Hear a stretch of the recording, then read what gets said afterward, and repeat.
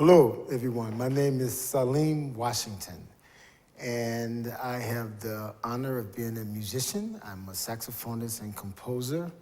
I'm also a scholar of African American culture and a political and social activist.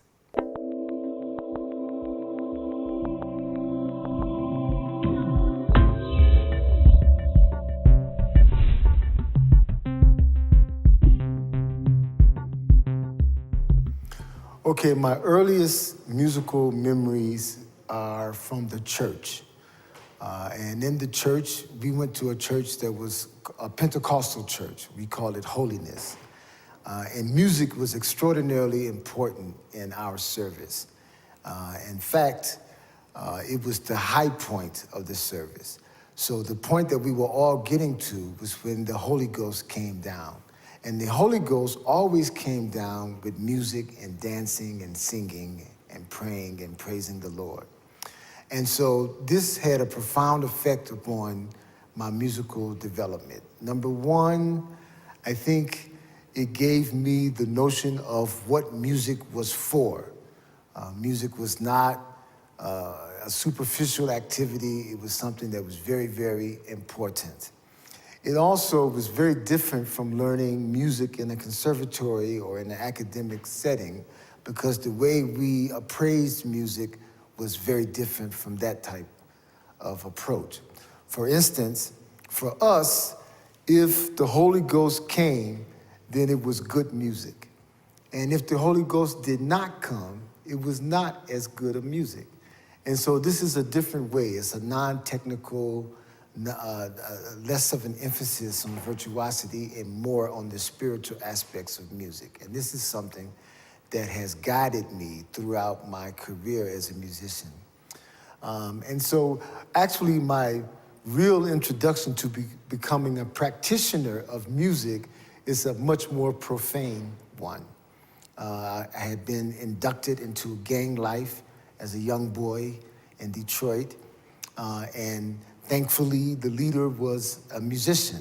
He wasn't a very good musician, but he loved music, and he got me into playing trumpet, and he realized that I had some talent, and so I was excused from gang life and allowed to be a student, allowed to be a musician, and that obviously had a profound influence on me as well. I began to play in the church. I began to play in rhythm and blues bands and parties and dances, that sort of thing. And then one day I encountered the music of John Coltrane, and that changed my life yet again, because I had never heard anything that was as powerful and as intelligent and as beautiful as that. Even though I didn't understand exactly what he was doing or how he was doing it, I did understand that it was something powerful and important, and that it had something to do with me, with my life. And so I had been going in one direction, and I turned around and went in another direction because of the music of John Coltrane. It was also a way of whetting my desire for intellectual engagement, and also remaining true to my roots in terms of what music really was, in terms of what its purpose was, what its power was, what its true significance was. There was no dissonance between that. And so this was a very kind of happy beginning for me in music. It was such a profound thing that it made me drop out of school, drop out of college to pursue being a jazz musician, because I felt like school was not the place to learn to do what the people who I was admiring had shown me could be done with music. And so I began to travel through the country, playing with different bands. In those days, we had what was called the Chitlin Circuit, which was a black circuit of entertainment. And we were kind of progressing along in that way. And so eventually music led me to a point where I began to play with people who were older, more experienced, who were better than me, and so this accelerated my growth. So music has allowed me to travel the world. I've been to many, many countries because of music. I've been able to think about the humanity of myself and the humanity of everyone in the context of music. And it has actually made me want to strive to be a better person, which I think is something that I got initially in that encounter with John Coltrane's music.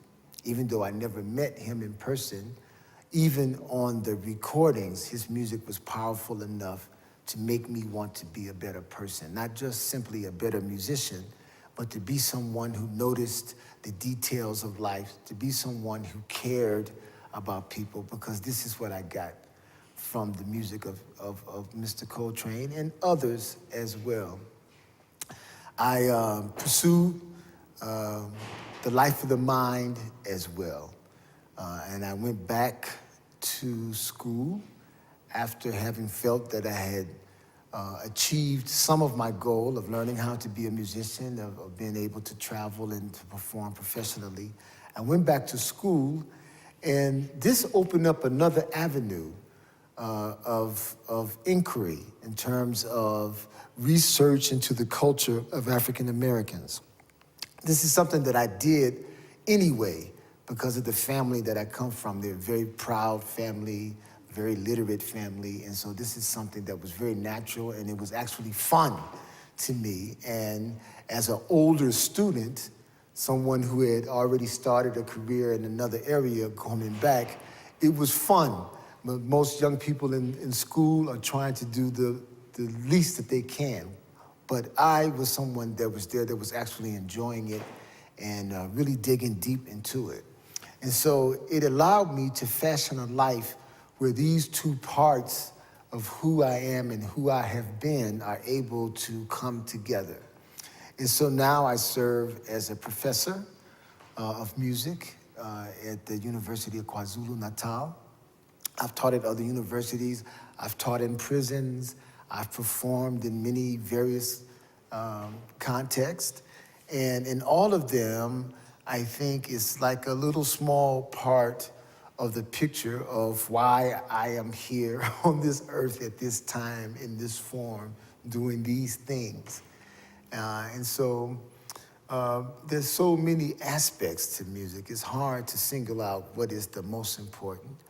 But I can say some of the highlights probably is performing with Pharoah Sanders, or recording with Anthony Braxton, or any number of experiences that have marked me indelibly and that are part of everything that I do. I also am investigating this notion of the Black Atlantic, which is an idea that was penned by an intellectual from Britain called Paul Gilroy. And in it, he talks about the cultures of the African diaspora, and he's calling it the Atlantic because of the Atlantic slave trade.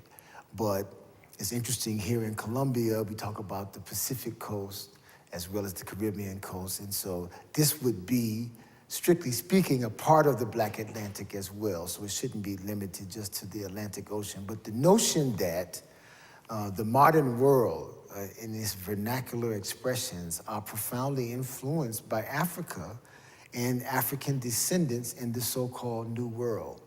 And so it gives me great pleasure to see firsthand another instance of this here in Colombia.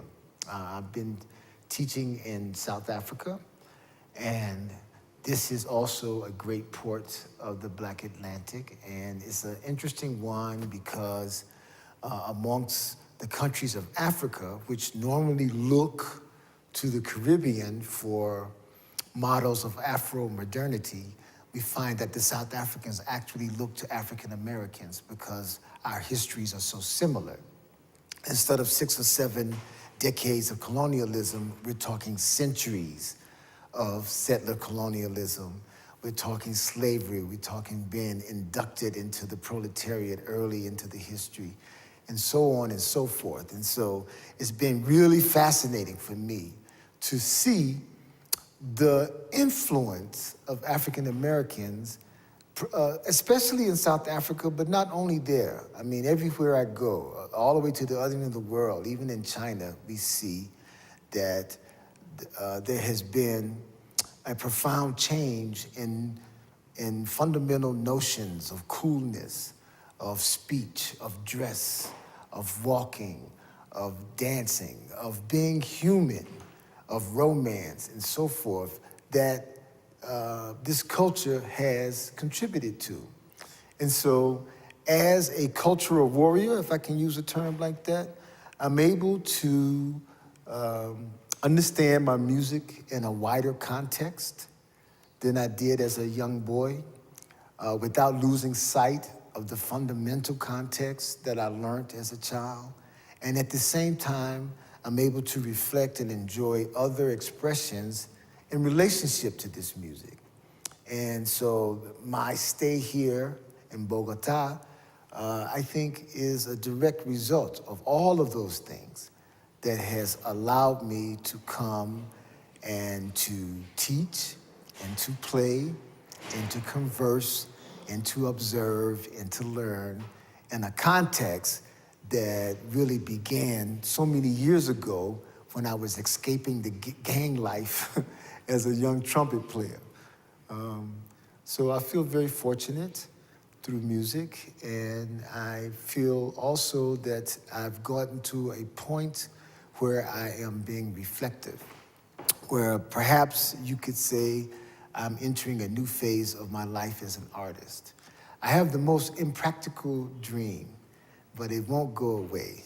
And this dream is to combine the symphonic orchestra with the jazz band, with the South African choir, with the Brazilian rhythm choir, the drum choir, with dancers and poets. Now that's gonna be so expensive, it's so impractical, I don't know who's gonna put this forth. Maybe somebody in Colombia will do it. But it's music that I can hear and that I've been working on for some years. And it has taken me all of these years and all of these experiences to even conceive of this and for it to cohere as an idea that has some sense and form. And so I'm stepping out in faith, feeling that if I write the music, the players will come. And if the players will come, the performances will come. And if the performances will come, then some type of permanent record could be made. And perhaps this would be one of my most important contributions as an artist.